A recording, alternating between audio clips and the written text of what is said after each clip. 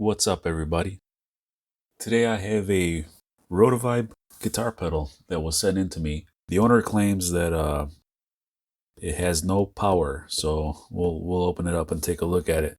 Usually what happens when there's no power, that means usually somebody plugged in the wrong type of adapter, and there's an NPN transistor right here, and usually that transistor blows when you plug in the wrong adapter. So we'll take a look at it and see if that's what the problem is. For those of you that are not familiar with this pedal, it's basically just a combo chorus vibrato pedal. Okay, it's got both chorus and vibrato, and it's made by Dunlop.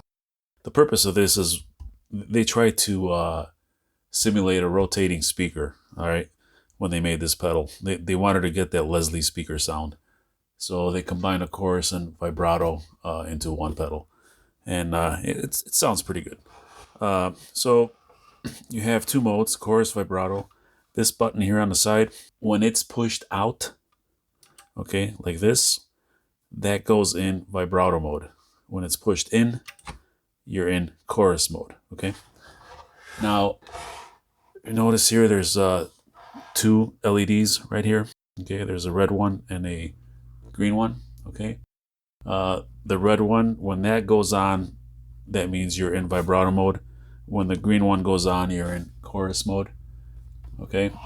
Now, the pedal itself, okay, up and down controls the rate of the chorus or vibrato. And the LEDs will flicker based on how fast this is going, okay?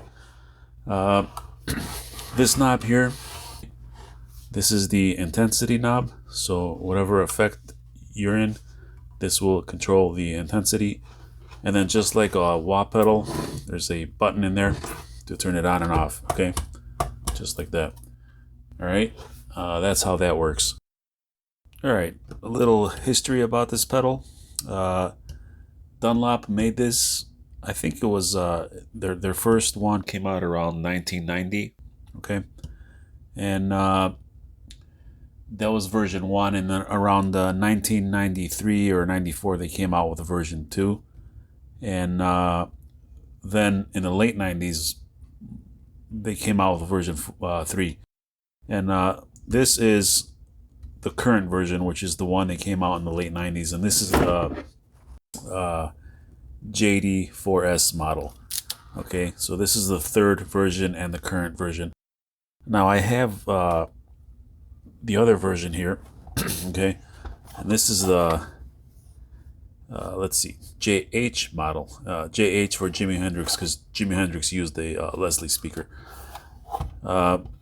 So this was, they came out with a JH around 1990, and then they made version 2 in 1993, I think it was. So this is version 2, and the way you can tell, version 2 has a sticker for the serial number, and JH4S version 1, the original, has a base plate. The serial number is engraved on a base plate, okay? So the way you can tell between the JH and the JD version is the actual texture. I don't know if you can see that, but the JH version is smooth, and the JD version is rough. Okay, I like this better. The JH version is more sought after. Okay. Okay, and there's another model that came out with in 2012, and that was the Zakk Wylde model, and that they kept that for 3 years, and they discontinued it in around 2015. So that model goes for like $500 or $600. The JD model, which is the current model, this one, they go for around $250. The JH model, if you can find it, they go for around $300, $400 used. Okay, all right. Now the JD model also has a slightly different circuit than the original JH model. Okay. Now besides Zakk Wylde, there are other artists that use this. Jerry Cantrell has been seen using this. Richie Faulkner, Satriani, Richie Kotzen. they've all used this. All right, now I'm gonna hook it up to my power supply and see if it works. Now I don't have an adapter, but this it should say right here what it is. It's a center negative 9-volt DC. Okay, so let me get that. I'll just plug in my homemade adapter here. Okay, right there, and hook up my power supply. There we go. And the center is negative. Okay. And let's hook up the amp. Let's turn on the amp. And let's plug in the guitar. Okay, we'll plug that in right there. All right, so we got power. The amp is turned on. All right, so let's turn the power supply on and see if anything happens.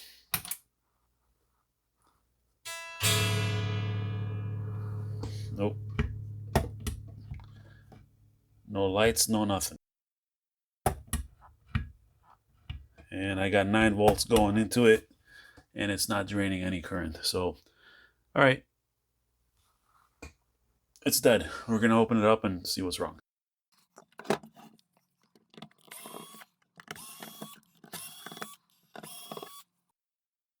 All right, let's see. Okay, let me zoom in.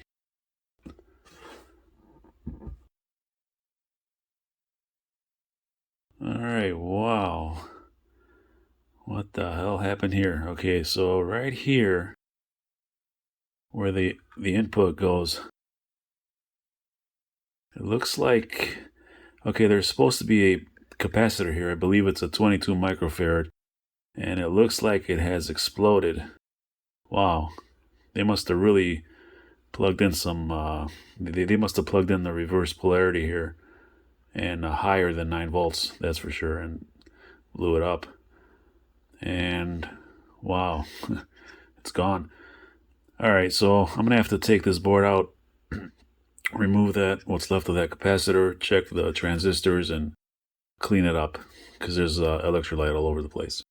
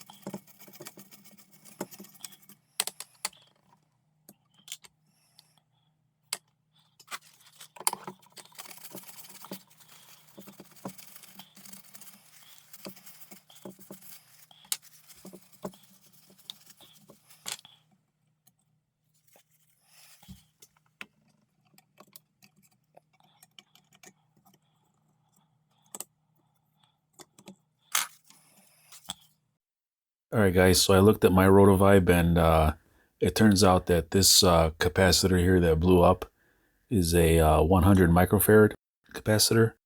So I'm going to use this to replace it. Okay. Now, for some reason, my Rotovibe has 16 volt capacitors, and this one has 25 volt capacitors. The one I'm going to replace it with is a 16 volt, but it should be fine. This works on 9 volts, so it should be all right. So what I need to do now is check this transistor here. This is an NPN transistor because that might be blown also. So let's do that.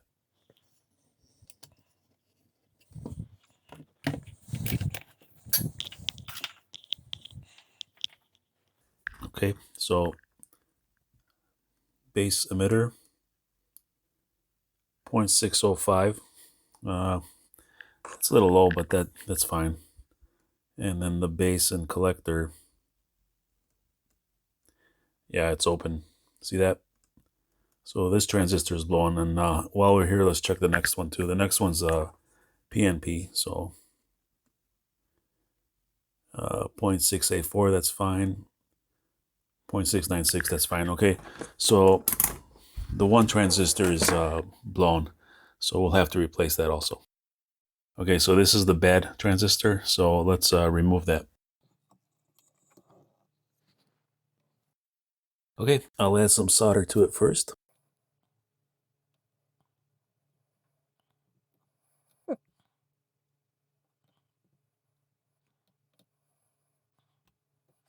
Okay, that should help removing it.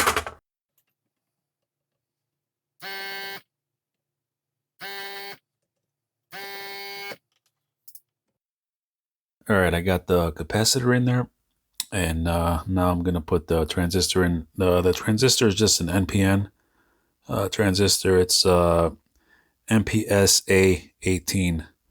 You could probably use a 3904 if you wanted to, but this is the exact one. It's a MPSA 18 NPN transistor, and I have these in stock. So, okay, there we go.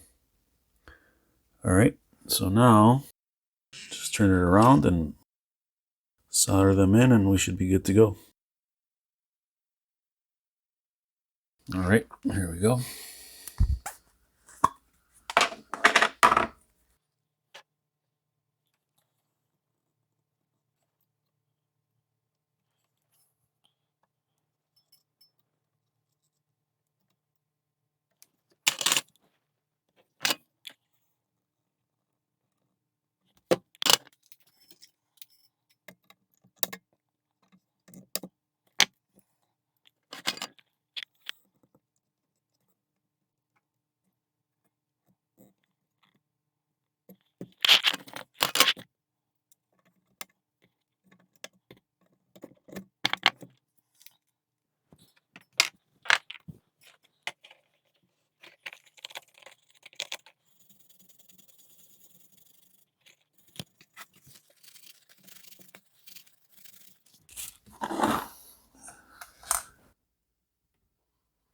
All right, I think we're done. One thing about these I don't like is how they turn these leads. Uh, they leave them long and they just bend them over. Okay, and you see these right here, they're pretty close to touching right there. I don't like the way they do that. But anyway, all right, so let's turn it around and see what we got. All right, transistors in, capacitors in. We'll put it back together and try it out now.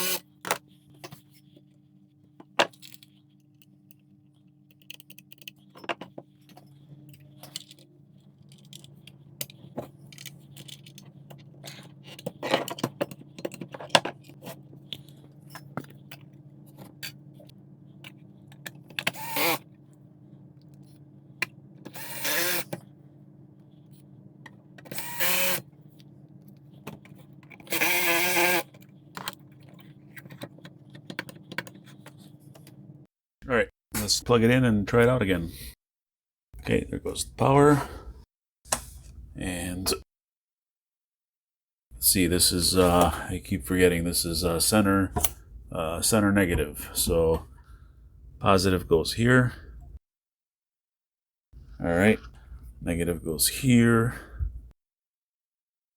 Okay, amplifier goes here. All right, and the guitar goes here. Okay, and hopefully it will work. Turn on the amp. The amp is on. And turn on the power.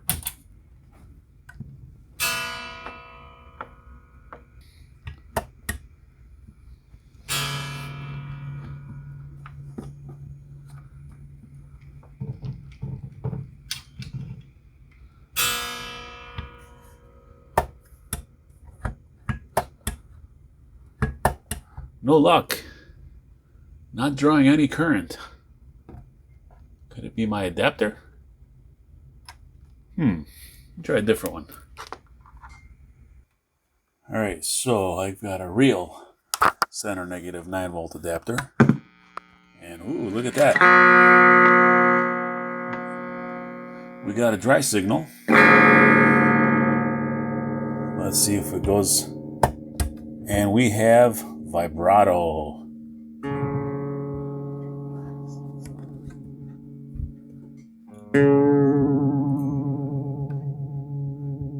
Let's see if we have chorus. We have chorus. It's working. Intensity works. Back to vibrato. Intensity. It's good. It's working. So let me plug my guitar in and try it out.